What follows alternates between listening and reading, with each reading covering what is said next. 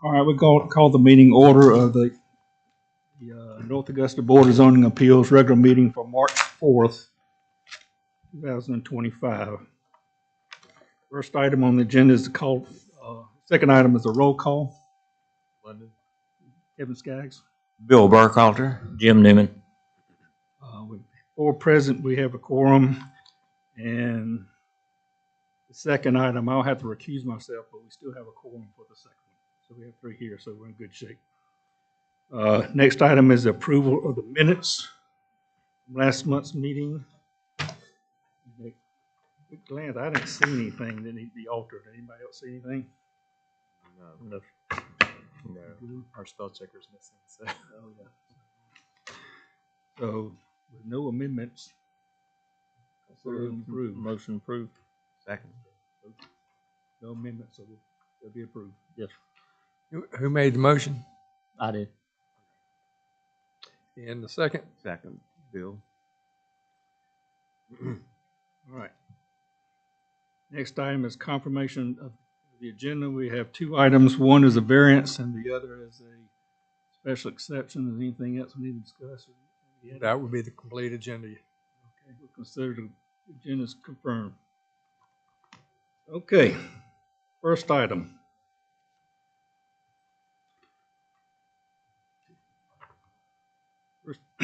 First item is a request by ZB 25-001, a request by James O'Neill for variance from section 5.3 accessory uses and structures and table 5.2 accessory use and accessory use locations and standards of the North Augusta Development Code.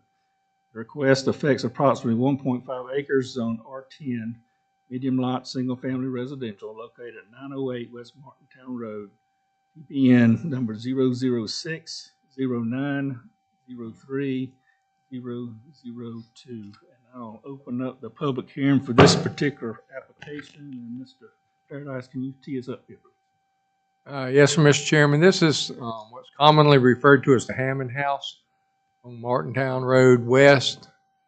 You see the location here. This was approved for special exception by the board 2019-2020 era. One of the things,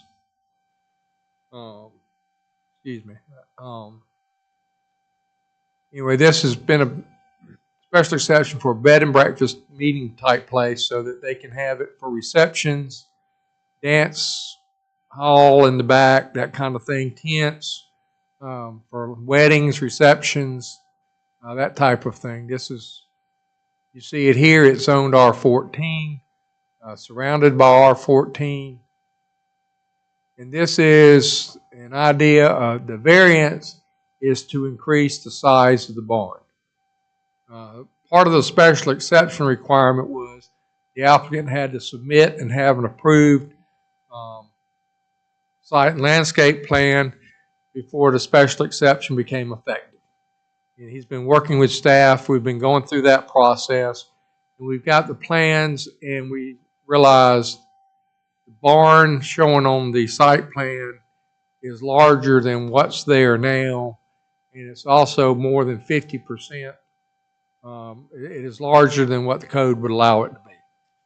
So that is why you're here tonight, why he's here, is to get permission to enlarge the barn. I believe, and the applicant is here, I believe the purpose for that is so that he'll have more room to keep the entertainment inside.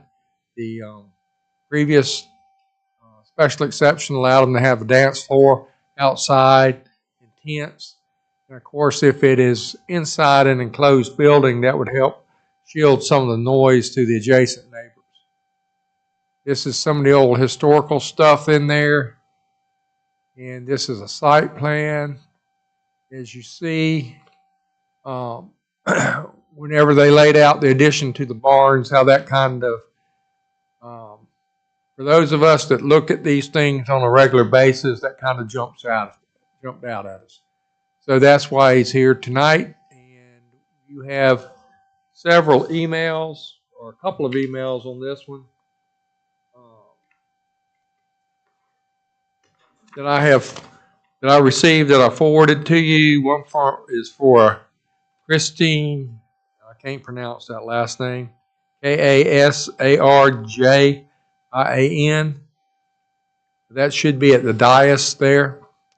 And also from Dennis Stapleton as well. I received both of these today. I forwarded those emails to y'all and have a hard copy there for y'all to review tonight. Is there any questions for me? I don't have one for you. Anybody else? No question. Is the applicant here? Can you come forward, please? I have to swear you in again. You swear to tell truth, whole truth, nothing but the truth. So if you got Yes, sir.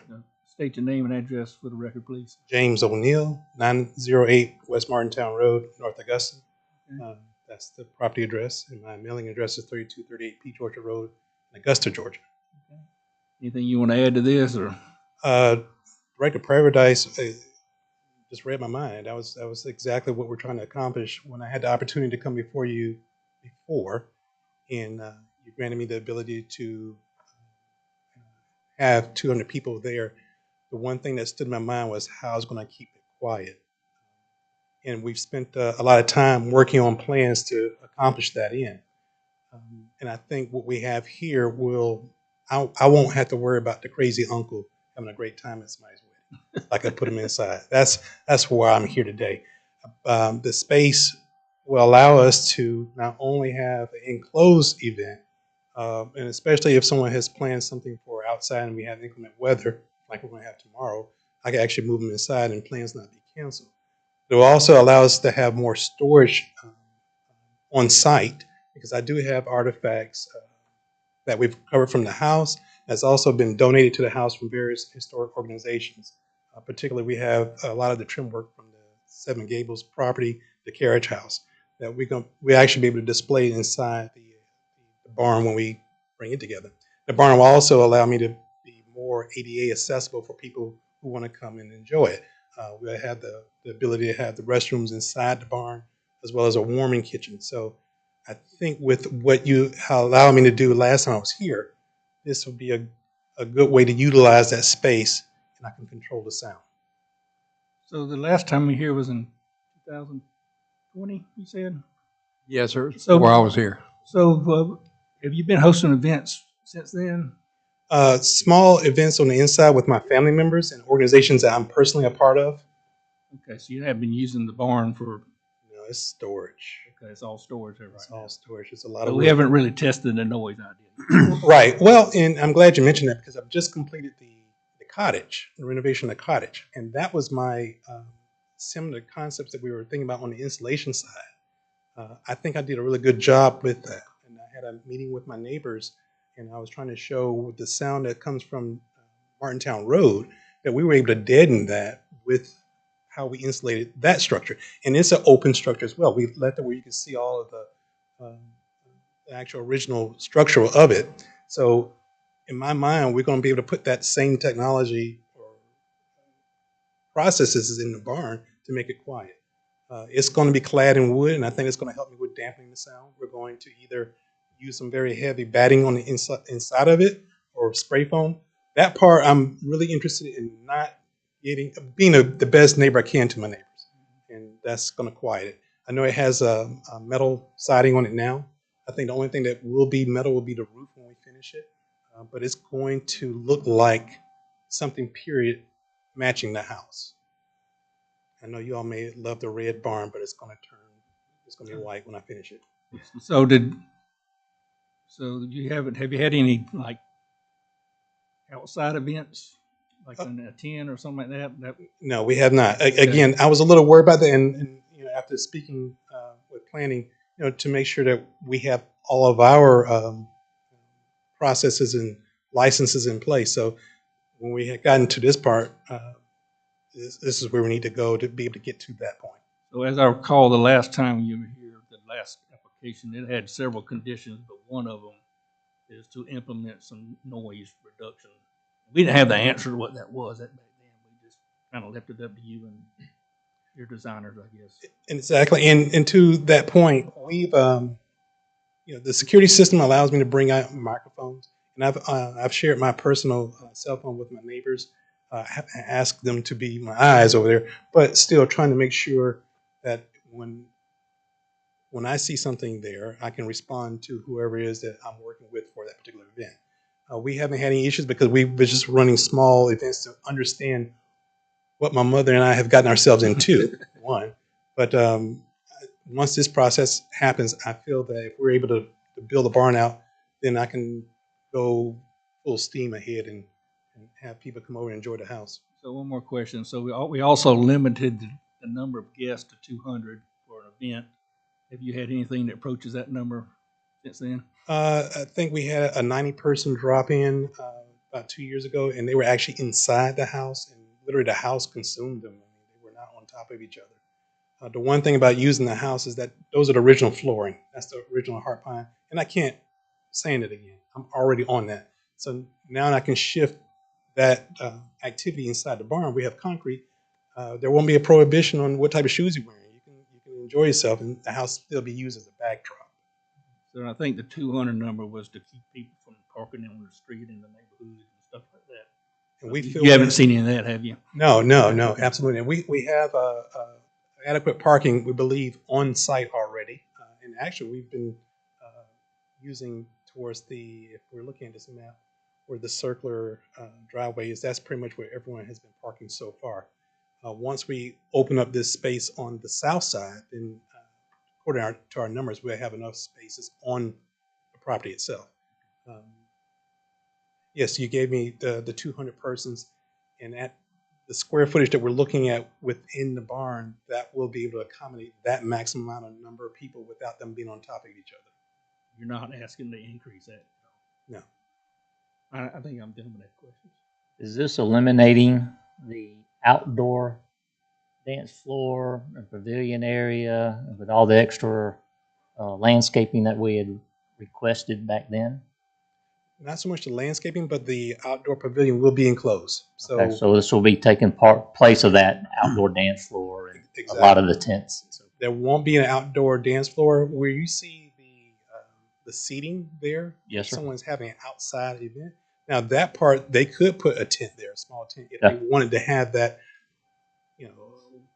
whatever that is that they're trying to achieve with that. They could do it in that space, but where we were last year, having an arbor on the south side of it, Yes, sir. now I'm enclosing that. Okay. And I'm trying to push as much of that activity, because we already have a 10 p.m. cutoff Curfew, of noise, yes. right? So if you have had a ceremony in those seats, if you've chosen to do that, when the reception happens, where I think the noise is going to be generated, now you'll be inside. Okay. I have a really nice space for you to be inside, and there are restrooms, and we have climate control. So Yes, sir. Thank you. That's it for me. No question. All right, I think we're done for now. appreciate it. Thank you. Is there anybody from the public want to come forward and speak for or against this particular application?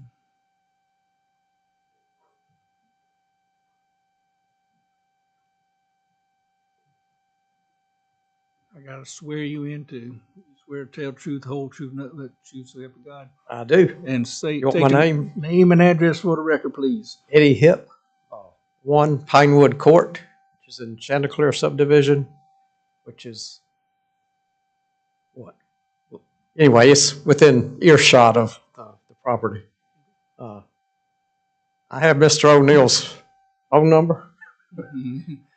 I've talked to him numerous times. He's been an excellent neighbor. I've seen his plan for the old barn, and it's gonna. To me, the old barn is an eyesore. The plan is going to blend in with the current 2 structures on the property. I personally don't have any objection to what he's doing, and then when he said he was going to do away with the outdoor pavilion, that pretty much sewed it up for me. I'm all for it. And again, I have his phone number, and he'll hear from me if there's any problems. All right, That's it. thank you. Anybody else?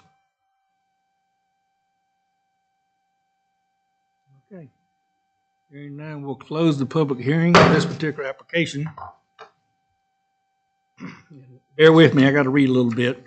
Let's enter the consideration phase. A variance may be granted in an individual case of unnecessary hardship if the Board of Zoning Appeals makes and explains in writing all of the following. And there are 10 criteria. Number one, an unnecessary hardship exists. Number two, there are extraordinary and exceptional conditions pertaining to the particular piece of property. Number three, the conditions do not generally apply to other property in the vicinity. Number four, because of the conditions, the application of this chapter to the particular piece of property would effectively prohibit or unreasonably restrict the utilization of the property. Number five, the authorization of a variance would not be a substantial detriment to the adjacent property or to the public good, and the character of the district would not be harmed by the granting of the variance. Harm to the character of the district may include structures that are significantly out of scale and the creation or potential for the creation of excessive noise, light, traffic, or incompatible late-night activity. Number six, in the approval of an application for a variance from the provisions of Article 9 signs, we're not doing signs. Sorry, so number six is not applicable. Number seven, the Board of Zoning Appeals may not grant a variance, the effect of which would be A, to allow the establishment of a use not otherwise permitted in a zoning district, B, to extend physically a non-conforming use of land, or C, to change zoning district boundaries shown on the official zoning map. Number eight, if the unnecessary hardship is self-imposed by the applicant, the variance should not be granted. Number nine, the fact that the property may be utilized more profitably should a variance be granted shall not be considered grounds for divorce, variance. Number 10, in granting a variance, the Board of Zoning Appeals may attach to it such conditions regarding the location, character, or other features of the proposed building, structure, or use as the board may consider advisable to promote the public health, safety, or general welfare. Based on these findings of fact, the Board of Zoning Appeals may approve with conditions, or deny the request. And so we'll go through and discuss all 10, and you have to answer in the affirmative for all 10. If we do that, then we can approve the variance. So we'll get started here. So question one, criteria number one, is an unnecessary hardship exists. And the applicant states that the purpose of the expansion is to enclose any outdoor area that would have been designated for a dance floor in order to reduce any sound leaving the property. So I'm good. Right now he has nothing, and that was a condition kind of left over from the last one. Anything enclosed outdoor dance floor. So I'm good with that. So we're good with number one. Number two, there are extraordinary and exceptional conditions pertaining to the particular piece of property. The applicant states that the expansion and renovation of the barn aids in the preservation of the Charles Hammond House while keeping it accessible to the public. And I would say that was a unique particular piece of property. So you good with that? You're good? Yeah. I'm good with two. The conditions do not generally apply to other property in the vicinity. The applicant states that the Charles Hammond House is unique in that it is a colonial house that served a significant role for the original inhabitants fighting against British forces in the Augusta, Georgia area. The applicant states that the specific characteristics of the house, such as age, property size, national historic designation, and accessibility to a major arterial road, that make it uniquely qualified for this variance request. Again, I'm good with this criteria. Yeah. So we're good with three. Number four, because of the conditions, the application of this chapter to the particular piece of property would effectively prohibit or unreasonably restrict the utilization of the property. And the applicant states that enclosing and insulating the dance floor will give Charles Hammond House the best chance to succeed in not disturbing neighbors when families and friends come to celebrate weddings, participate in historical.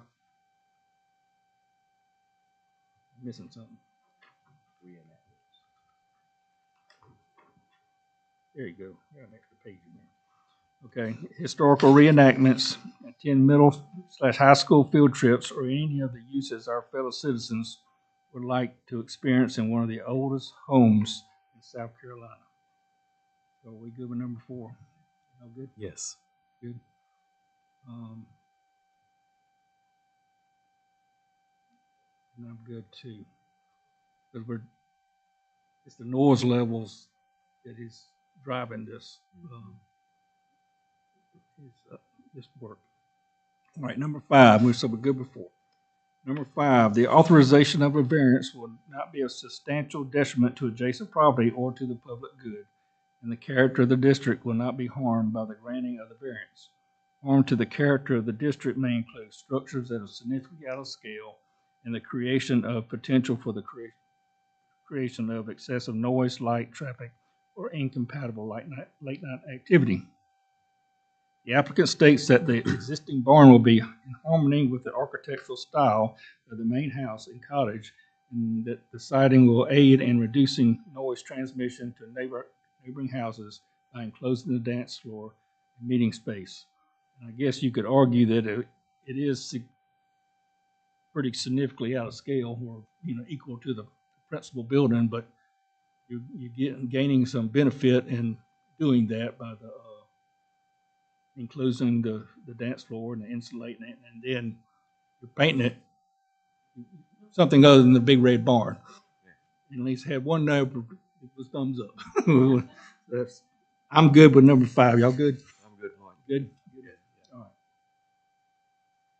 right. 6 is not applicable. 7, the Board of Zoning Appeals may not grant a variance, the effect of which would be A, to allow the establishment of a use not otherwise permitted in the zoning district, B, to extend physically a non-conforming use of land, and C, to change zoning district boundaries shown on the official zoning map. Staff notes that the bed and breakfast and accessory uses were previously permitted by the BZA as a special exception in the R10 medium lot single-family residential zoning district, and the request does not extend a physically non-conforming use of land or change the zoning district. So we're good with 7. Okay. We good? Good. Number 8, if the unnecessary hardship is self-imposed by the applicant, the variance should not be granted. Staff notes that the hardship is a result of utilizing the property to its fullest extent as a marketable venue while remaining sensitive to the residential nature of the historic site and surrounding community. So I'm good with number 8. Good. Good. Number 9, the fact that the property may be utilizable property should be variance be granted and shall not consider grounds for variance. Staff recognizes that using the property for commercial purposes allows it to be utilized properly, but the primary purpose of the applicant's request is to reduce the noise generated by uses accessory to the primary residence. And I agree with that. I agree with You good? You good? All right, we're good with 9. Number 10, in granting a variance, the Board of Zoning Appeals may attach to it such conditions regarding the location, character, or other features of the proposed building structure or use that the board may consider advisable to promote the public's health, safety, or general welfare. And should the application be approved, the staff recommends the following conditions. Number 1, the variance if granted will apply only to this property and will not apply to any future development on the site should the current construction be demolished. Number 2, the variance would require that the building footprint be constructed as conceptually shown in the exhibits. And 3, the condition of the special exception that states a dance floor, and this is one of the previous. Yes, from the special exception. Right. It says a dance floor may be used for outdoor entertainment or an area of the outdoor arbor/patio or tent may be used, but may not violate the requirements of noise, light, traffic, and other conditions detrimental to neighboring residents, end quote. That special exception is rescinded, and any dance floor shall be located inside the barn. Good with all 3 of those? Okay.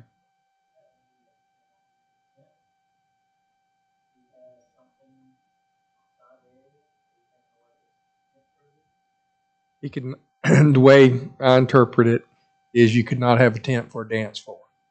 Now, if you had a tent to have the wedding under, that would be fine. But the way I understand the purpose for enlarging the barn is so that the dance floor can be inside there. Yeah. And be, I just didn't want to rescind the tent comment as Right. well and take away. right. Extras. And I think, and that is straight from that order that I copied. But the intent of that is is to require the dance floor in the barn and not in a tent outside where the noise will carry. So when we rescind this statement, there's nothing left saying anything about a tent. They could put a tent up. Nothing prohibiting them from doing that. Correct. That's, there's nothing in the order one way or the other then. Is that good with you? All right, any other additional conditions we need to add? I don't think so. So we've answered in the affirmative for all 10. So do we have a motion to approve? Yes, I'd like to make a motion. Based on the findings previously discussed and voted on, I move that application number ZV25-001, the Charles Hammond House, a request by James O'Neill pursuant to the section 5.3 and table 5.2 of the North Augusta Development Code be granted with the following conditions. This variance will apply only to this property and will not apply to any other future development on this site should the current construction be demolished. The variance would require that the building footprint be constructed as conceptually shown on the exhibit, and that the condition of the special exception that states, quote, a dance floor may be used for outdoor entertainment or an area of an outdoor arbor/patio or tent may be used but may not violate the requirements of noise, light, traffic, or other conditions detrimental to the neighboring resident is rescinded, and any dance floor shall be located inside the barn. Do we have a motion? Do we have a second? Second. Second by Mr. Burkholder. Any other discussion? All in favor, raise your hand. That's unanimous. Your variance is approved. Good luck to you. That's a beautiful All right. house, by the way. Just gorgeously done. Yeah. All right, this next item on the agenda, I'm gonna have to recuse myself from this one since I live in the same neighborhood. Mr. Burkholder is gonna control things from now on. We'll have 3 board members up here. That's still a quorum, could be the word. So, thank you. Okay. Step away.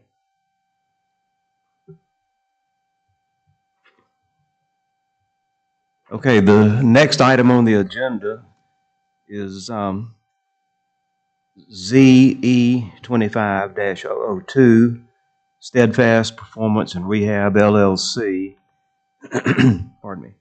And this is a request by the applicant. Is that Bata-Kiefer? Bata-Kiefer? Mr. Bata-Kiefer, for a special exception at 735 Enswell Drive, parcel number 006-10-13-002, which he's seeking under the North Augusta Development Code, section 18.8 and section 18.8.4. Under the criteria for special exceptions, he's seeking the approval of this property for a home business. And North Augusta's, I will read through these, they're a little different than what we've talked about before. North Augusta Development Code section 18.8.4 defines the criteria the board shall use in hearing and deciding upon requests for special exceptions. 1, the use complies with all regulations, conditions, and standards of this chapter unless approved as a major waiver. Number two, the use will not substantially injure the value of adjoining properties or the use is a public necessity. Number three, the use is of a size, shape, and character suited for the proposed site. Four, the location and character of the use, if developed according to the information as submitted and approved, will be compatible with existing uses adjacent to and near the property and will not adversely affect the development of the neighborhood or the district in which the use is proposed. 5, the use will not create traffic impacts or parking issues that will endanger public safety or contribute to traffic congestion or unacceptably adversely impact nearby properties when compared with uses permitted by right in the same zoning district. 6, the use is consistent with existing and planned pedestrian and vehicular circulation adjacent to and near the property. 7, the use will not be hazardous, detrimental, or disturbing to surrounding land uses due to noise, light, glare, smoke, odor, fumes, water pollution, obstruction of airflow on adjoining properties, or general nuisances.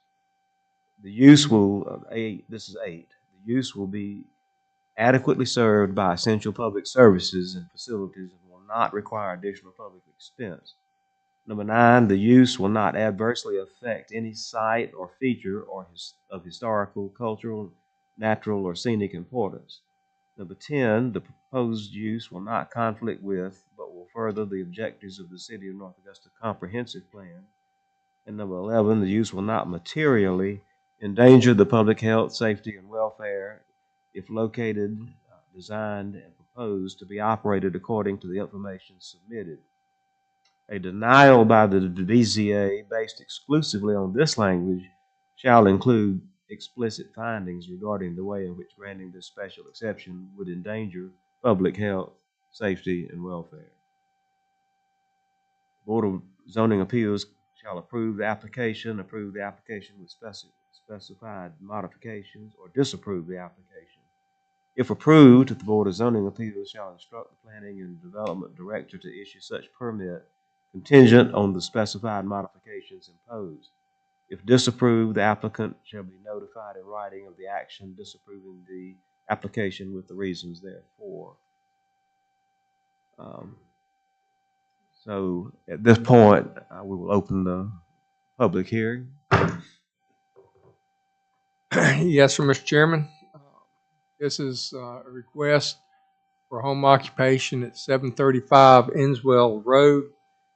It's basically for a physical therapist to operate from his home. The applicant was licensed by state LLR as a physical therapist back in June of 24. So he is licensed to practice to work. This is, can't think, what's the name? Forest Bluff, okay. Knew it was Forest something. This is in the Forest Bluff subdivision.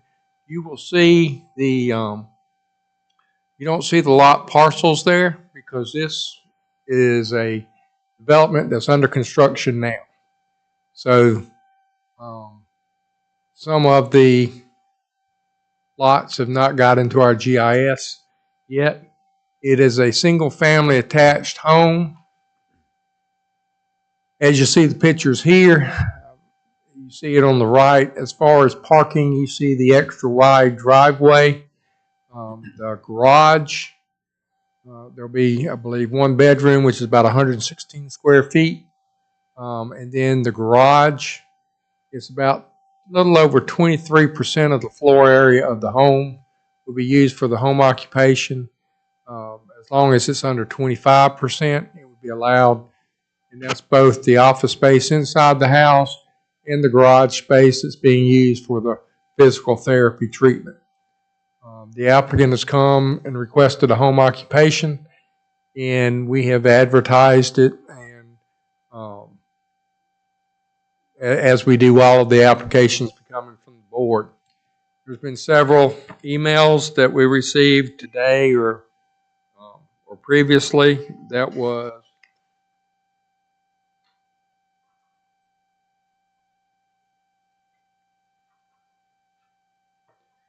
we have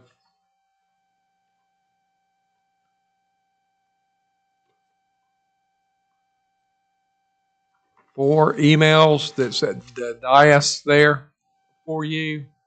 Um, Linda Smith from 176 Springwood Drive, Mark and Laura Lee Kokovich at 1887 Green Forest Drive, Wendy Jacobs at 130 Bye Drive, and Justin Stonehill that didn't give his address. So we have those for you as far as comments from the public. In addition to what you receive here, those were emailed to you, and the hard copy put at the dais for you. Is there any questions for me? Thank you, Mr. Paradise. I would also mention that in addition to the emails that you outlined, one of the items in the packet is a statement from the person in charge of the homeowners association, indicating that the proposal does not violate, I'm sorry, does not violate the terms of the homeowners association. Trying to find that.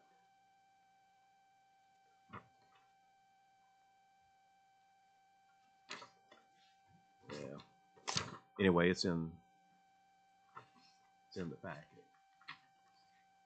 Or I saw it. I didn't make this up. Did you get it? Yeah, it's Jennifer Hall. That one. Yeah, next to the last one.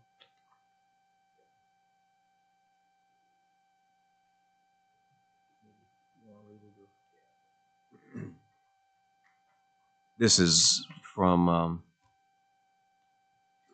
it's addressed to the applicant, and he says, or she says, the business we spoke of in-home physical therapy would not appear to violate any of the community covenants as outlined in section 7.2 of the governing documents. Therefore, at this time would be approved by the HOA. So add that to the record.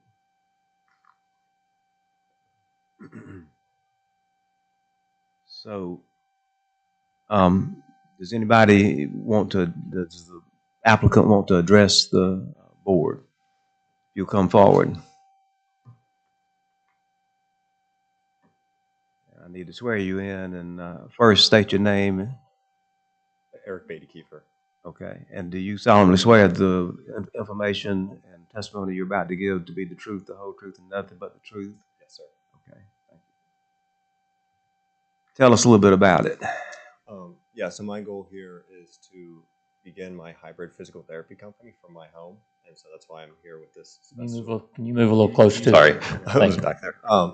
So my goal is to start a hybrid physical therapy company from my home initially, and then the goal would be to move into my own clinic, like in a outside of like the residence, so normal establishment there. And so I know the biggest concern within the community is mainly like with the traffic flow and everything, people coming to the house. I know from the board, I'm only limited to a maximum of 10 trips per day, and so my goal would be to go less than that. So I would want to see potentially a maximum of 3 patients per day, so that would be 6 trips to and from the house. Currently, I work a full-time physical therapy job, so this is just would be a side job for me, so I would not be having 3 patients to my house a day. I do online physical therapy as well as running training. So that's my goal, is to focus with runners here. And so with this, having the home office would allow me to train with the runners online via a platform there, do hybrid physical therapy via telehealth or like a Zoom call basically, and then have that opportunity if I need to have patients come over to the house so I can treat them in person as well. Fortunately with the driveway as well, how you can see in the picture there, we do have enough space to keep all cars out of the street, anything like that. We can fit 2 cars in the driveway, my wife and myself, or my car, and then a patient's car if all 3 of us happen to be there at the same time. Just because if they are over, we would be utilizing the garage just for where the training and everything would be happening, or the physical therapy would be happening there. So nothing will be taking place on the outside. No, no, sir. How do you plan to advertise for the business? Talking with the community, going, I'm a part of the Augusta Run Club, and so that's where, again, my focus would be for runners mainly. So going and just participating with them. I've been running with them since I've been here for the past couple months, as well as like discussing with like Fleet Feet, going to their locations, talking with them, hopefully trying to do like interactions or like workshop clinics at their locations as well. So it wouldn't be bringing people to our house. It would be like at the physical location where Fleet would be at, because they do like health promotions and different things for other physical therapy or physical therapist providers.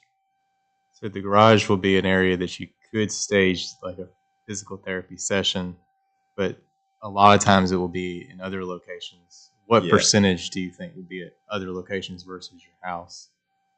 I would say, I mean, I know you don't know yet. yeah, I know that's where it's hard to say with the Yeah. amount of like patients, because I want to make it a Yeah. viable business, obviously.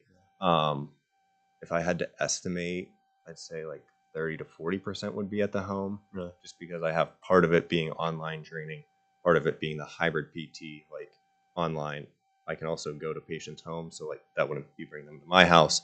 And then there's that last portion that would be bringing patients to our physical location. And it would be one at a time, or would this ever be Yeah. a group? Yeah, no, this would be one at a time. My whole goal is to provide like personalized like interactions with people. That's why the current job, I have to work with multiple patients. I'd rather spend that one-on-one time with someone if it's an hour time block. So that's where it's just one patient at a time. There wouldn't be any overlap between them. I got you. That's it. Do you plan to have any kind of a permitted sign, or is it just tell people what your address is? Yeah, once I'd interact with them, like via phone call, Zoom, whatever it may be, then I'd give them our physical address. Right now I set up a separate address for like mailing, and that's in 933 Log Road. It's in Aiken, so it's like a P.O. box basically. So people can't just find our address and just come to it immediately. They have to talk with me. I know when they're coming. Right. Okay. Will you have anybody else helping? No, just me.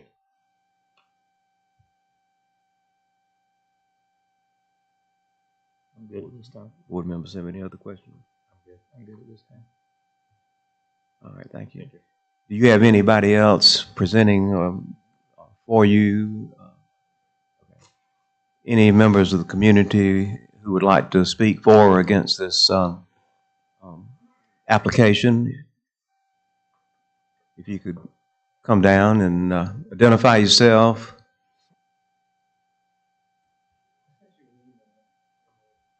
Planning Commission, planning at North Augusta.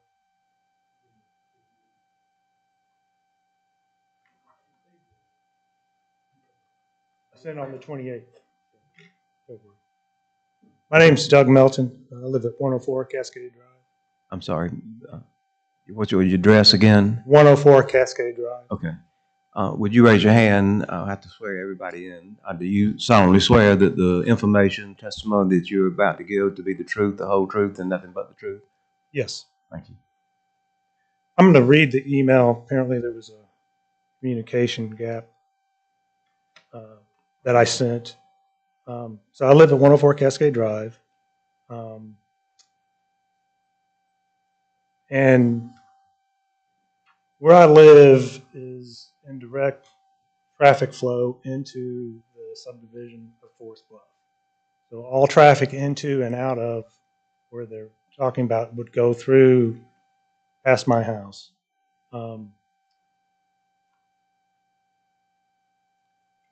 The increased flow from the construction and additional residences caused issues with pedestrian traffic. Nowhere subdivision has no sidewalks.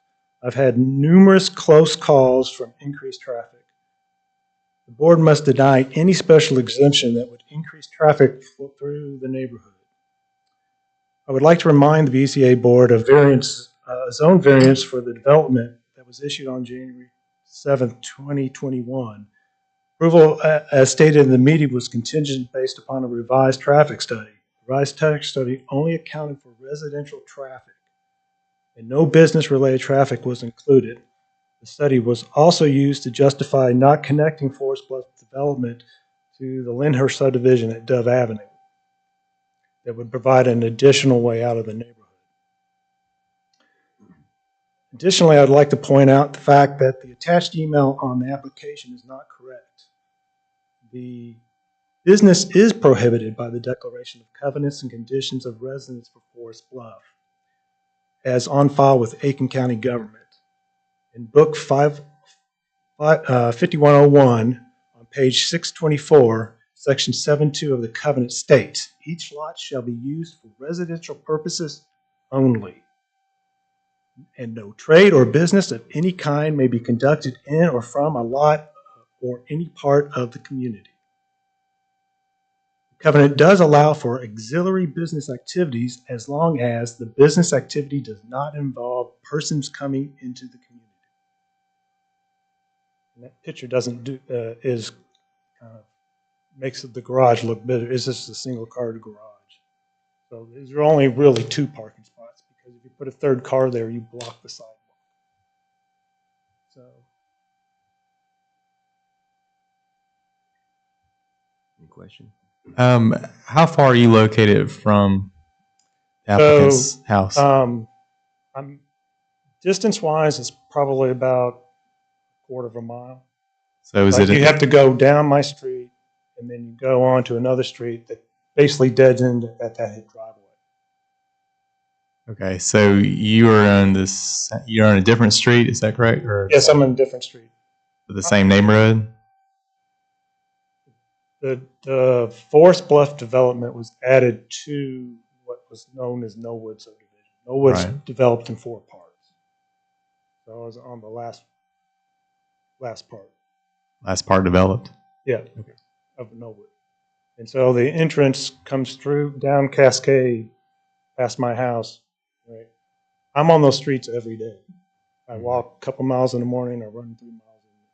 There's no sidewalks in our part of the neighborhood. In the new neighborhood, there are. There's no access to the greenway from Cascade. In fact, it's city property and it's wetlands. So I don't know that they'll ever put anything through there. So the construction traffic's been horrible. Do you have a clarification, Mr. Paradise? Yes, sir. If I may ask him a question, and just for clarification, is where I understand it, you live in Norwood.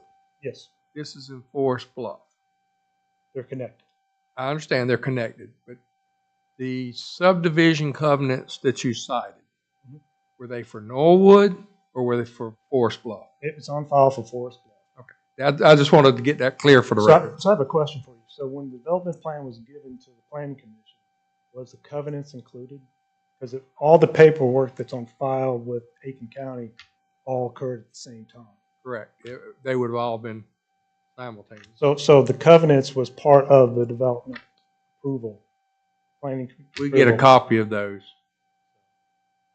But, That letter, that is- email is incorrect, That is not, we don't have jurisdiction over covenants. but it was part of the city's approval process. So you couldn't say, you can go and violate the covenants, because it's all part of the planning process. I could not give permission to violate the covenants, and I could not tell somebody that they could not violate the covenants. The city is not involved in the enforcement of covenant restrictions. Okay. But I wanted to make sure that we're talking apples to apples and not apples and oranges. No, as it's far for as- Forest Bluff development. And that's all I wanted to clarify. Okay. It was in the right subdivision. So these are 2 separate subdivisions, but they are tied with roads, but 2 separate subdivisions. Yeah, and the problem is the traffic. So back in 2001, they built off of Green Forest. So I'm at the last road in Knollwood. basically. And Green Forest is the main, comes through. They built off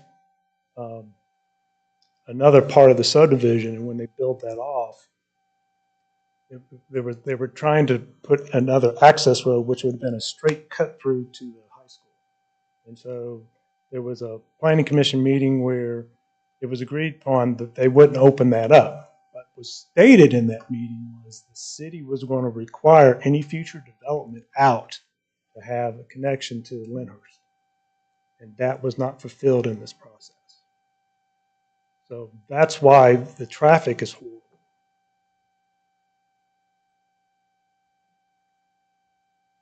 And at the worst problem is in the evenings is trying to get out of the neighborhood with the schools and 5 Notch. You can't get through there. I mean, I ran by there 3 o'clock today, and there were 5 cars backed up trying to get out of the neighborhood.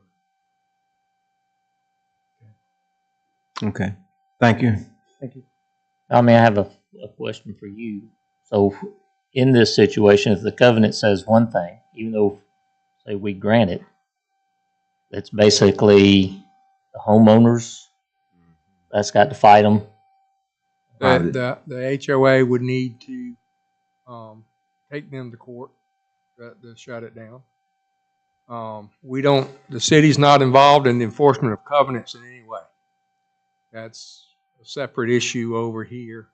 I'm a little, find it interesting that you got the letter from the HOA Association that says it can have it. And then they say, no, this section here says you can't. So I have not looked at the covenants because we don't deal with the covenants. I just, that's interesting. So, should we get better clarification from the HOA? Because I hate to grant it, and the next thing you know, they're in a lawsuit, and I hate to deny it, and it could have happened because of the HOA letter says it can't. The covenant said, it can't, trying to, and I don't want to screw him over by, hey, you can have it, and he's in a lawsuit, or no, you can't have it, and he's got to wait, If I would, my suggestion to the board would go ahead and get all of your public comment in. And if that's still a question that's going to tilt one way or the other, your decision at the end, you could certainly continue it till next month and give staff an opportunity to go pull the covenants and have that for you next month. I will tell you, y'all are going to have a busy month next month. But that way you can get it resolved. We can give staff an opportunity to reach back out to the HOA people and get a copy of the covenants and let y'all see what it actually says. But I would suggest going ahead. You've got people here going ahead and getting the public comment, and it might be after the public comment you've already decided one way or the other. Okay. Maybe that you don't. That might be the deciding factor. But that way you could clarify it if it needed to be clarified. Okay. If I was sitting where y'all were sitting, I would have that question. I think there was one more public comment up there.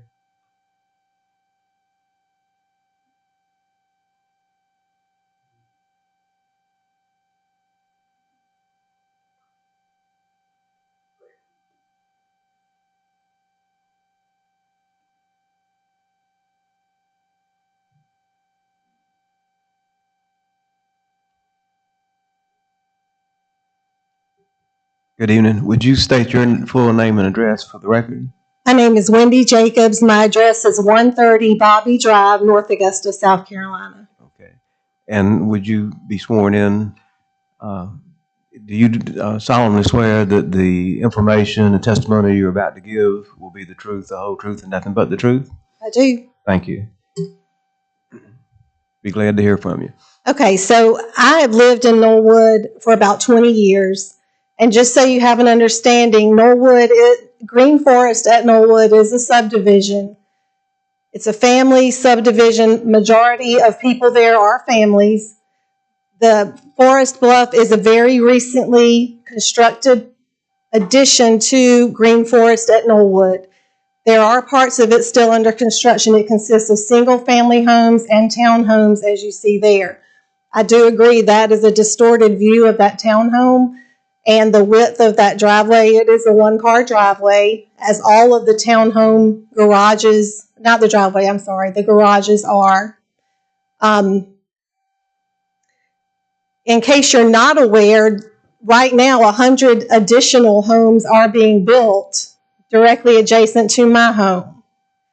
So along with our neighbor, we're dealing with these issues, traffic concerns. There are no sidewalks, as he said.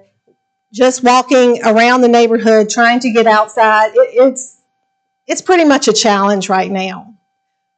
We, as a neighborhood group, were opposed to this property from the beginning, but it proceeded.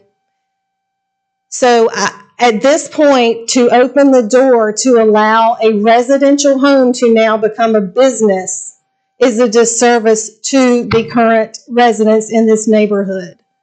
They're residential for a reason. That's because they're residences. If someone wanted to run a business, these townhomes have been here, I don't know, less than a year. Do the due diligence and know the policies within the city of North Augusta.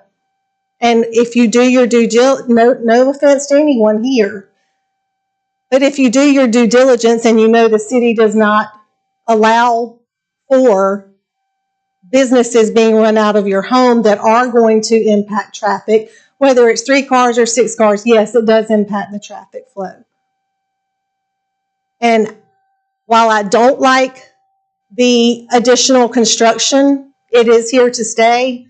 And I do appreciate the work the zoning committee has done to keep our residential neighborhoods residential. And I would appreciate for all of our neighbors, not just the ones who email, because there are others who feel this way. We need to keep this a neighborhood and for residents, not for businesses, because once you open this door for one business, we've got 100 more homes coming. Or when are we going to say no? No, it's a residential neighborhood. It is not for business. Y'all have any questions for me? I just want to ask Tommy for some clarifications. Most neighborhoods or most homes are open for businesses, as long as they meet the criteria of the board, because we just approved one down at the River Club, or the Landings. So they're pretty much all over the city of North Augusta. Correct. A home-based occupation is an accessory use for residents. You're allowed to have a home-based business under certain criteria. And in addition to that, when we redid the development code, we now require a special exception so neighbors have an opportunity to speak. Previously, under the old code, the neighbors did not have a voice. So now you have to not only meet the criteria for the home occupation over here, you also have to meet the criteria for a special exception.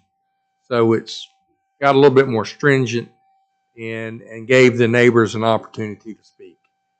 But because somebody uses their home for a home occupation does not make it a non-residential use. It's still a residential use as long as it stays in that box of the home occupation. Okay, thank you. Does that make sense? Yes, sir. I have one question for you. I know you stated that you don't want to see any kind of business run out of a home. In saying that, for this particular business, what concerns you for this particular business? Not business at large, but this particular one, what are your concerns? Well, for this particular one, some of the things that y'all read at the beginning, the value of adjoining properties, the size, shape, and character, is the location compatible, the traffic impacts, congestion, those things. You know, I know to you sitting there, the traffic seems minimal. To us in the neighborhood, more traffic is not minimal. Even if it's 6 to 10 trips a day, it is still additional traffic, along with the many construction vehicles coming in and out, and like I said, the 100 homes that are coming within the next, however long that is, a year or so. So it's the traffic specifically that concerns you? The traffic, and I hear what you're saying, that you can run a business out of your home. So then, you know, really, what is the purpose of being here? In what way? If you can run a business out of your home, just run a business out of your home. I mean, if you're going to say in here that a residential neighborhood is not a residential neighborhood, that you can run a business as long as you come here and, you know, dot all the I's and cross all the T's, then really what is a residential neighborhood? Is it for residents, or is it for business, or is it both?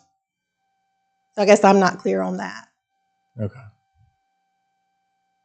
And I do appreciate that y'all give the public the opportunity to speak. So thank you for letting us have a chance to speak on this as well. Absolutely. Thank you. Absolutely. Okay. I mean, anything else you want to say? We got another. Yeah.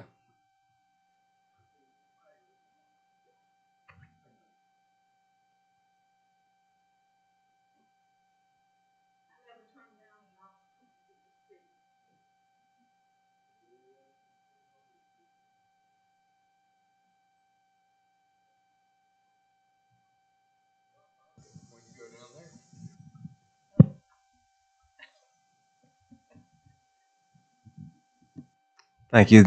Would you state your name and address? My name is Linda Smith, and I live at 176 Springwood Drive in Knollwood. Okay. Would you be sworn in, please? You solemnly swear that the comments and testimony that you're about to give to be the truth, the whole truth, and nothing but the truth? Yes. Thank you. I'm just concerned that we're going to open the Pandora's box in a very high density neighborhood where we're putting more townhomes. And that townhome is one of a group of 4. They have 3 and they have 4 units. That unit, I don't know how long that's been there, probably 6 months. And to me, if you're going to move into a neighborhood with the idea that you're going to open a business, why don't you, like Ms. Jacobs said, do your due diligence? Find out before you move in if it's allowed. Not come in the neighborhood and then ask for a variance from what's allowed. And I can speak to the traffic. I have friends that live on the corners of Green Forest and Springwood Drive and Springwood Court. And they sit out there and they say nobody ever stops at that stop sign. We have no sidewalks in that neighborhood. We have a lot of kids in the neighborhood. And you can say 3 people a day, 6 people a day. How do you know it's not going to be 15 a day at the end? He might have a career change. And I appreciate what he does because physical therapists are greatly needed. I'm not sure in a home that's the place to do it, unless he's going to somebody else's home, not run a business out of his own home. We've lived in Knollwood for 17 years now and have seen a lot of change. And all of this high density, all the buildings that they're putting back there, I mean, you know, you have at least 2 cars to every unit just about has 2 cars. And so when you're talking about, I don't know how many multi-family units there are down there. Like I said, some of them are 3 and some of them are 4. So just say you had 50 of those units. Everybody has 2 cars, that's another 100 cars. And I just don't think that that area needs additional traffic. Yeah, and just to state it this way, if he were to run the business and no traffic were to come to the house, what would your opinion be on that? How does that happen? Well, he can run a business and go somewhere else. The business address would be at his house. And then we could make a stipulation saying that no business like activity He probably does that now. I mean, well, he probably goes, would- we've had home help before and they come to your house. would you be okay with this if he took that somewhere else, but the As long as business it's address? not in our neighborhood. So the business address, the business itself is not the issue, it seems with you. It is the traffic for the business. Yes. And the reason I say that is a lot of people telework. And a lot of people have telework offices. The business address is at the residential site. It's at the house. They have no traffic that comes to the house. So you're not opposed to that. You're opposed to just the traffic part of it. Yes, I am Okay. opposed to that. And as long as he doesn't put out a sign in front of his house. Yeah, I don't think he can, from what I understand. Tommy, you want to back me up on that? Or He can put it, I believe it's 2 square feet. 2 square feet sign? I'm Okay. opposed to that. You're opposed to that. Okay. That's noted. I mean, it is a residential neighborhood. I don't know how Yeah. many of you would like to have businesses right next door to you. I know where everybody lives on this panel, and I don't think any of them would want somebody running a business next door to them. I understand. I'm just trying to make sure I understand what specific issues there are, and it seems like traffic is one, sign is another. Okay. Well, like Ms. Jacobs said, it's a residential neighborhood. You say you can have a business in your house. Well, you know. Within certain criteria. Who is and by the way, who is the president of the HOA? I never even knew we had one. Is it signed? This came from the Jennifer Hall, who is the community association manager with Community Connect Partners, Evans Town Center, Evans, Georgia. So they're the ones that are supposedly runs the HOA. Never heard of it. It's just for Forest Bluff, Just for the neighborhood. just for these condos, townhomes. Yeah. Okay. Okay. Yeah. Well, there were covenants when that neighborhood first was built. I think I have a copy of them. But that wouldn't, I didn't go and look at them yeah, but that wouldn't apply to these. because that's not considered part of Knollwood. That is correct. Even though if we cut off Knollwood, they wouldn't be able to get to their I house. understand. So, how is that? I mean, how do you separate them? Ask the planning commission. You can't separate them. That's true. Go to the planning commission. That is true. Yeah, Knollwood, Green Forest at Knollwood, Yeah.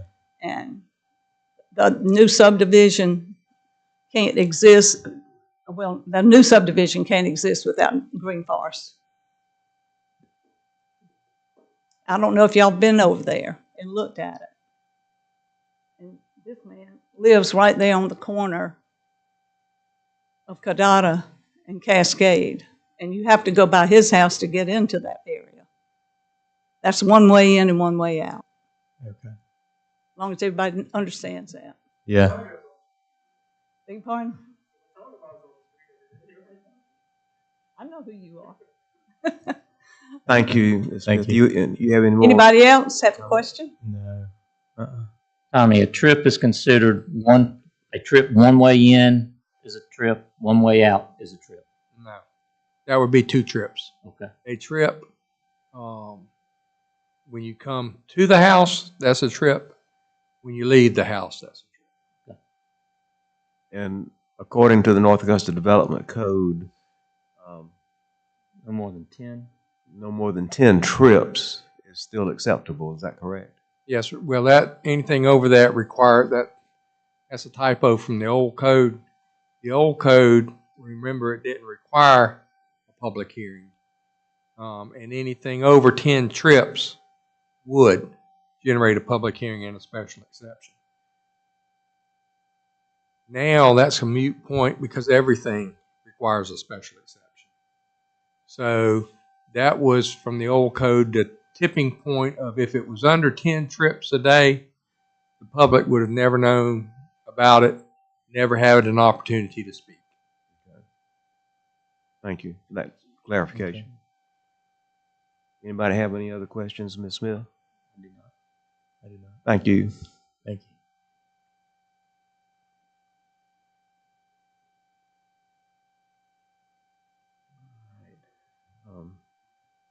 Board want to go ahead and proceed with our considerations?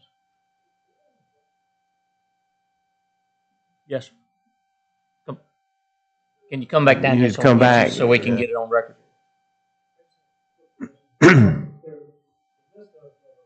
Things that you have to do. Talked about fire rating in the list for special exceptions in the development code. Yes, sir. There's some criteria there about fire protection. That would be a building inspection standard. I don't know of anything. What about life safety code? He says that on. I don't know what you're referring to. I don't know of any impact. Life safety code with the garage door being down. There should be a man door on the side. If Yep. not, Okay. And that would be a question for our building official. I'm not for sure. Would you mind if I ask you a few more questions? Okay, all right. I'm sorry, I just want to make sure I'm getting clarity on it. Okay, so traffic seems to be the main issue. Yes. When you say that some of these could be conducted off-site, do you think you could conduct the business totally off-site, or would that be absolute hindrance on what you're doing? I'm just asking for future clarification, I guess. It's hard to answer. Yeah, that's fine. You don't have to. Immediately. Yeah, Um, it's okay. It would be a hard. tough question, yeah. because it'd be hard to Yeah. answer in this very moment. I got you. Sorry. Okay, that's fine. And you say you're not going to put a sign up. No. Okay, that's so not- we no signs. cut that one out. Yeah, So it's really just dealing with the traffic portion. Yeah. Okay. And at length, how long do these appointments typically run? Do they like 2 hours, an hour? Hour to an hour 15 minutes would be my approximation. So at most, within an 8-hour day, you're probably going to have 8 at the very most, probably 7 or 6. No, that wouldn't be my request because that would go above what you were saying with the 10 trips per day. I got Because you. a patient there and back is 2 trips, Yeah. and I can have a maximum of the 10 trips. And so my request would be for a maximum of 3, so that would be 6 trips total in a day. 6 in a day. So in an 8-hour day, again, if I saw 3, I see. Yeah. it would be only I 6 gotcha. times in and out from the neighborhood. I do understand their concern. Like, I'm a runner. I run from my house every morning. So I'm like through the neighborhood and everything like that. So I totally get where they're coming from. I just feel like, again, I know the board has already approved one business back in December in the same neighborhood. It was for an online business. Again, I don't know the exact one. I just remember reading through it. So it has already been approved here. It's just, again, I'm having potentially up to 3 cars a day. And that's where I don't want it to get misconstrued of like every single day I'm going to have 3 cars there. It's going to be 21 cars a week. Right. That's not my goal. I gotcha. It would just be occasionally having patients there and just giving that opportunity to provide it for patients. Because I already have a home gym. So if I need equipment there, like I can use that equipment rather than always going to someone else's house, meeting them out in a park to go for a run, that sort of thing. I got you. So no sign, and you're saying that you could have 6 trips or six trips, I guess, within a day. Okay. That would be my request for that maximum because I wouldn't got want you. to go above that because I want to respect the community. So that's where my goal. I was trying to go well below like that standard set Yeah. for the 10 trips Yeah. to try to respect everyone else because again, I don't want tons of traffic coming through the community. I understand. Okay. All right. I was trying to get clarification. I appreciate that. Thank Yeah. you so much. Yeah. I know for the community covens as well, just to comment on what Mr. Doug was saying there, I'm not sure what community covens he's referring to for Aiken, because when I talked with Jennifer Hall, who again, we don't have a standard HOA because the community is still being built. She is the one who is acting as it. So that's who I was discussing on the phone with. And then I got the email from. it says in the email there that based on this, it says, let me see. The business we spoke of in home physical therapy would not appear to violate any of the community covenants as outlined in section 7.2 of the government documents. And this is for Forest Bluff, our neighborhood. So again, I can't comment on what he is bringing up about the community covenants through Aiken County. I just know of what I was given from Forest Bluff and then this conversation with her. And I understand, again, the community and the traffic things. I just hope that the board can see, like, my goal here is to respect the community and be well Right. below that set standard.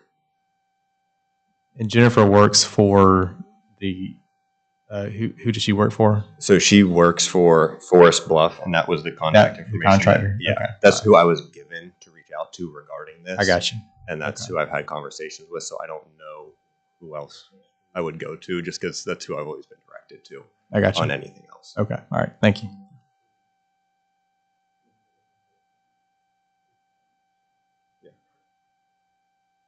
I think that's it. Do y'all have It's any other okay. questions or? I know the board members can see as well. I did go to each individual neighbor that we have. So at the different townhomes here, how I was to let them know what was going on. Multiple Right. times I went out and talked to different neighbors, everyone within the 200 feet as given, and they were all okay with it. You guys see, or you have the letter that I provided for each of them discussing what I was going to be doing.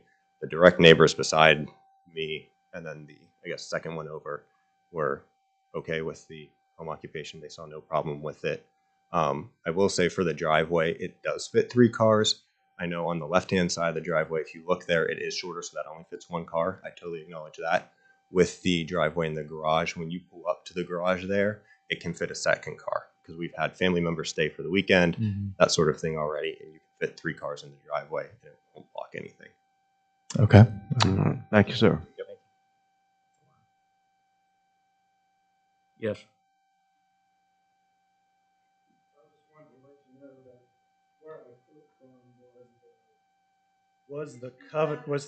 Was the declaration of covenants, conditions, and restriction for Forest Bluff? That's Where what's did- on file with Aiken County. You have the book and page? Yeah, it's book 5101. And the specifics. 5101. And it's the section 7.2 of the covenants is on page 16.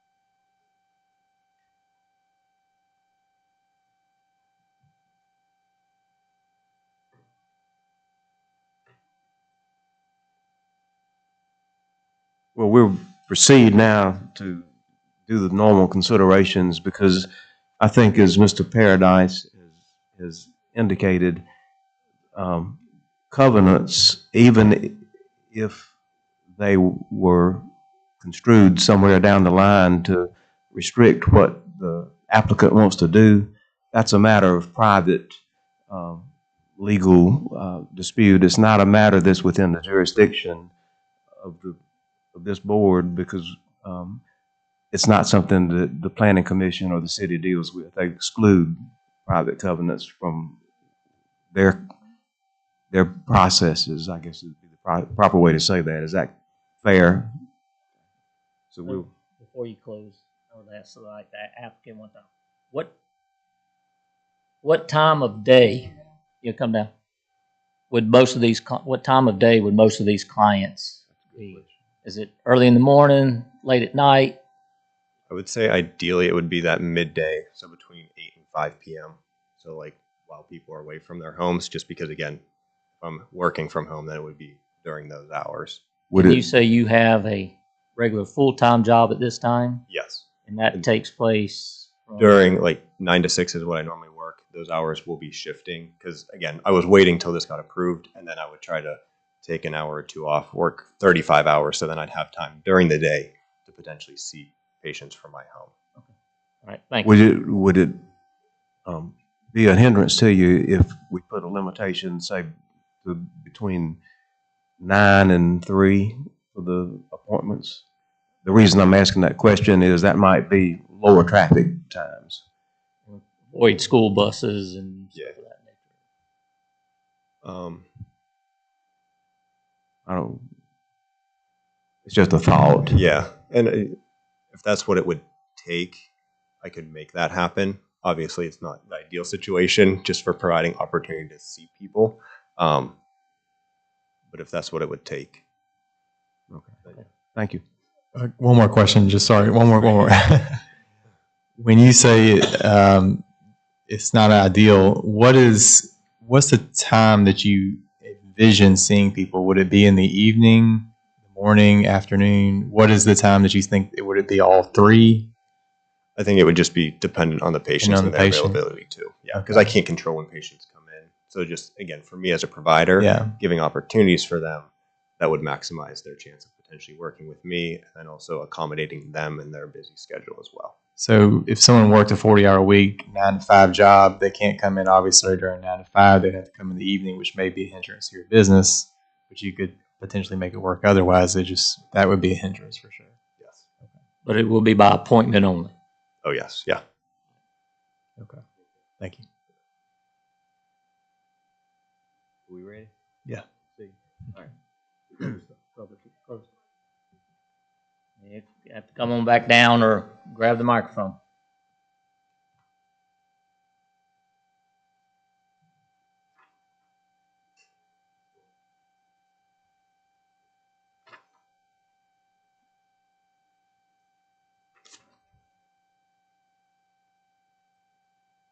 If y'all ask him what hours he's going to see patients, who's going to police that? How do you know it's from 3 to 6 or 9 to 12? We really can't dictate that. Once it happens, it's going to open the doors to a lot of other things, probably. So I would just ask you to consider that. You know, once you open that box, like you said, you approved one last week. So it encourages other people to do the same. That was an fully online, no appointments. Beg pardon? I think that was a fully online business, wasn't that? Yeah, that one was. That was fully online. So there's a difference between that case and this And case. actual having cars and Yeah. I there's mean, a you know, difference. if he's going to see patients between 3 and 6, the traffic in that neighborhood, I'd invite you to come and sit at that 4-way stop sign. So we could make recommendations to him to follow, whether it's the number of cars or trips that are allowed, hours, if he's got to plant shrubs or put up a fence or whatever, we can make that. So that's kind of what we're trying to get some of the other information for, that we could possibly limit him to time. Could we just say no? There is that possibility, but we've got to get all the facts and all the information and follow these rules that we're supposed to go off of. My husband used to be on this panel many years ago. Yes, ma'am. So I get it. Yes, ma'am. But I would appreciate your consideration in voting no on this. Yes, ma'am. Thank Thank you. Okay. Well, under North Augusta Development Code, Section 18.8.4, which defines criteria the board shall use. Oh, if nobody else wants to address this from the public, we'll close the public hearing. Okay. So, first is the use complies with all regulations, conditions, and standards of this chapter unless approved as a major waiver. It's not a major waiver, so it's a special exception. The applicant states that no construction, development, modification, or other changes are required to be made to the premises in order to conduct the business in the manner proposed. All regulations, conditions, and standards elucidated in Chapter 18 of the North Augusta Development Code will be strictly complied with by the business operation. And the staff notes that the applicant is requesting to operate a home-based office for virtual and in-home rehabilitation and consultation for his business, a home occupation as a conditional accessory use in the R7 single-family small lot zoning district that requires a special exception approval. So, I think, according to Mr. Paradise, that section that's referred to is the one that includes the, or you said it was the earlier code that defined the 10-day, I mean, the 10 trip. Yes, sir. So, Really, the 10 trip in the previous code, trip special exception. Now every home occupation trips that standard. okay. Anybody got a problem with that one? No. Second one, the use will not substantially injure the value of adjoining properties, or the use is a public necessity. It's not a public necessity, so it would be substantially injure the value of adjoining properties. Anybody have a problem with that? No. Okay.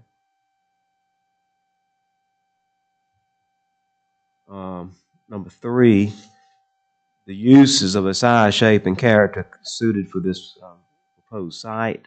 The applicant states that one of the 3 bedrooms in the residence is appropriate in size for the business office.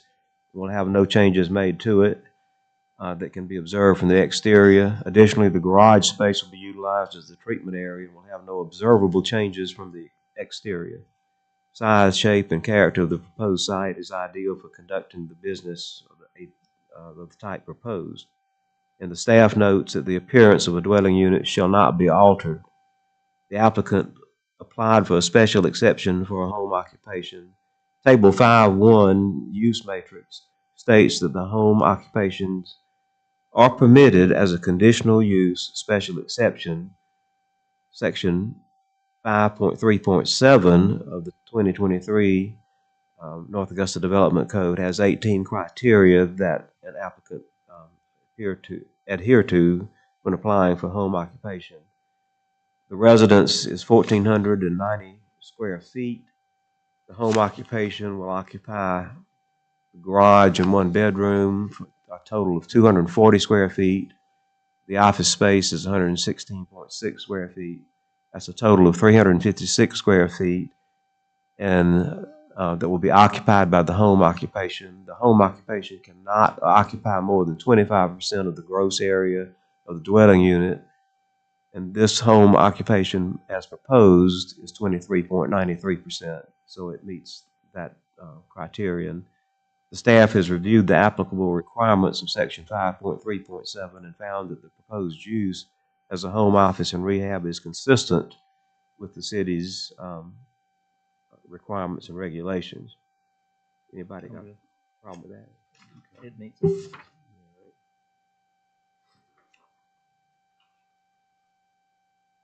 Next, the location and character of the use, if developed according to the information as submitted and approved, will be compatible with existing uses adjacent to and near the property and will not adversely affect the development of the neighborhood or the district in which the use is proposed. The applicant states that there will be no visible evidence observable from the exterior of the building that would indicate that the business is being conducted inside. There will be no adverse effects produced by the proposed business on the existing neighborhood. The staff notes that the surrounding properties consist of a single-family attached residential. The use shall not be visibly evident from outside the structure except for an identification sign. He indicates he's not planning to use one that conforms to the requirements for signage in a residential zoning district.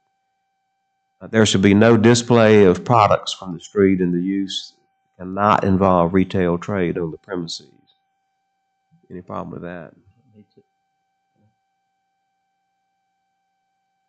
Number 5, the use will not create traffic impacts or parking issues that will endanger public safety or contribute to traffic congestion or unacceptably adversely impact nearby properties when compared with uses permitted by right in the same zoning district.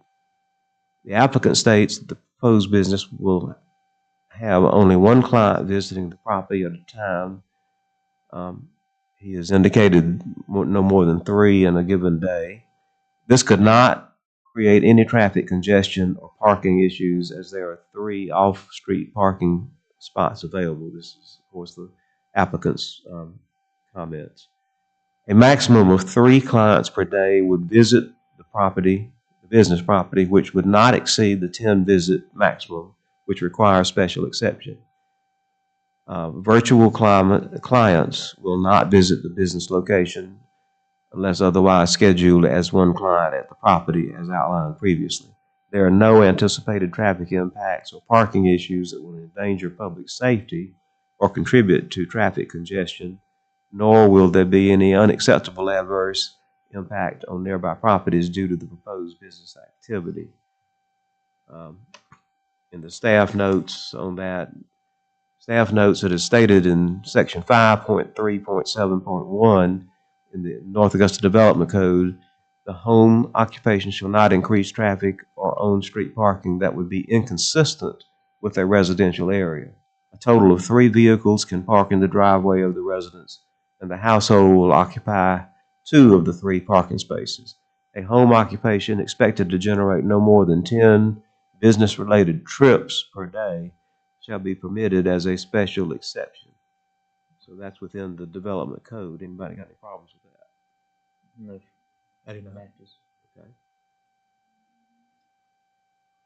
Number 6, the use is consistent with the existing and planned pedestrian and vehicular circulation adjacent to and near the property. The applicant states that minimal use of existing planned pedestrian and vehicular circulation will occur due to the activities of the proposed business, and as already expressed in the previous discussion. Staff notes that the primary use of the property will remain single-family residential. The proposed use should generate minimal traffic and is not anticipated to include deliveries or otherwise inconsistent with single-family residences. Any problems with that? No, sir, it meets the requirement.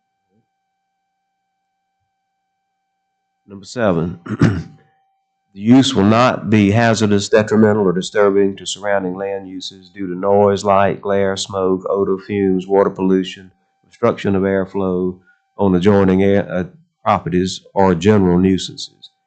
The applicant states that the physical therapy practice at this property will not generate any of the aforementioned items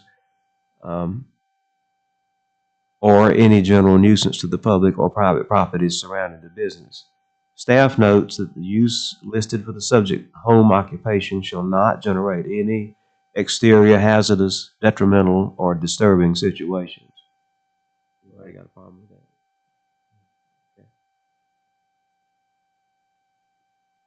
Okay. 8. The use will be adequately served by essential public services and facilities that already exist and do not require additional public expense. The applicant states that no public expense or services will be required to operate the business at this location. Staff notes that the existing public services that are provided at the applicant's residence will not require any additional or additions there too. Anybody got a problem with that? Okay. Number 9, the uses will not adversely affect any site or feature of historical, cultural, natural, or scenic importance. The applicant states that there will be no adverse effect on any site or feature of historical, cultural, natural, or scenic importance, as the entire business will be situated inside the residence. Staff notes that the use shall be conducted entirely on or within the premises of the subject's home. Everybody okay with that? Everybody okay with that? Number 10, the proposed use will not conflict with, but will further the objectives of the City of North Augusta's comprehensive plan. The applicant states that the City of North Augusta comprehensive plan will benefit from the operation of the proposed business in that it will generate license fees and tax revenues while being completely inconspicuous to the immediate surroundings.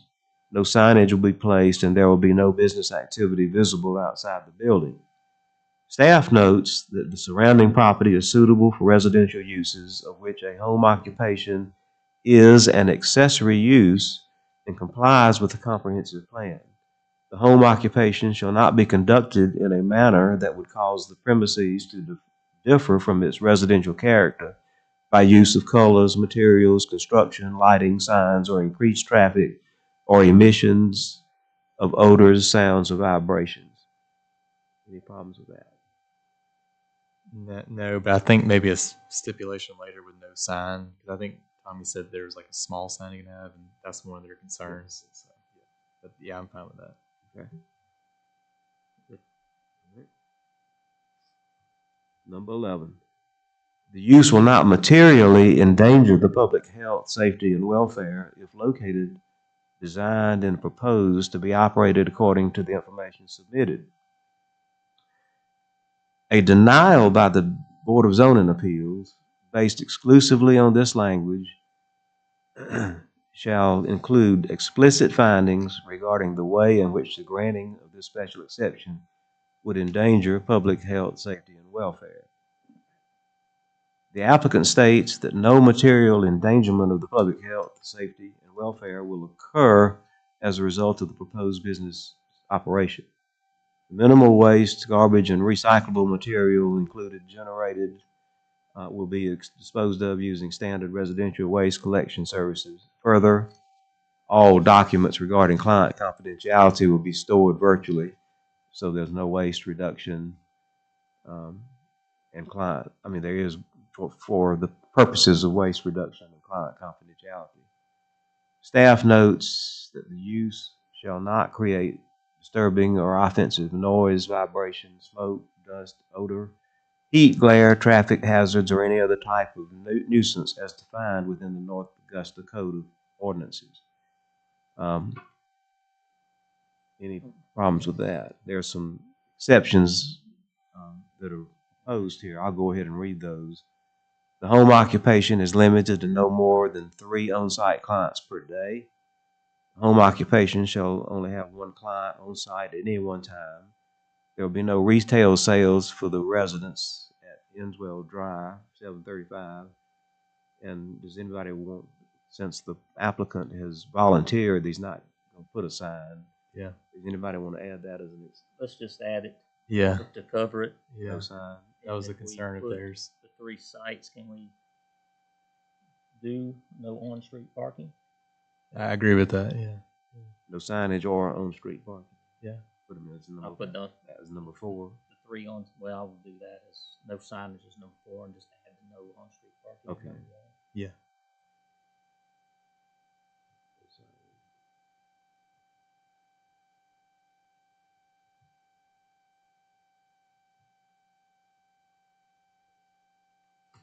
And let me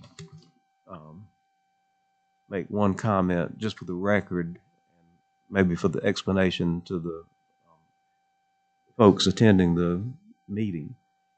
If we deny the application based on everything we've been through already, it would have to be based exclusively on the language of materially endangering public health, safety, or welfare. And I think what we've heard today or tonight as objection relates to traffic. And what we've heard from the city is that in its development code is that the intended use doesn't violate the standards in the development code. So if we denied the use, we would have to have a strong basis. And aren't we, and Express we're on the putting record. stipulations on how many cars he can have. And plus, we are following the rules of the state. Right. These are guidelines that are given to us by the state. That's right. that we're to follow. It's lower than the 10. Yes. So do I have a motion? Yes, sir. I'd like to make a motion. Based on our findings of previously discussed it and voted on, I move that application ZE 25-002, Steadfast Performance and Rehab, a request by Eric, Banticofer, for the special exception pursuant to sections 5.3.7 home occupations of the North Augusta Development Code be granted with the following stipulations. The home occupation is limited to no more than 3 on-site clients per day, with no on-street parking. The home occupation shall only have 1 client on site at any one time. There shall be no retail sales from the resident at 735 Inswell Drive, and no signage allowed. And were you going to add anything about on-street parking? No, I did that in number 1. Oh, okay. All right. Is there a second? Second. Okay, we have a motion and a second. Now we will take a vote. All in favor of the motion, please raise your hand. Yes. Okay, that's approval. No nays. So the special exception with the conditions so stated has been granted. Okay. Mr. Paradise, unless you have any additional matters, I'll entertain a motion that we adjourn the meeting. Would you, Mr. Burkhalter? Motion to adjourn. All right, second. Second.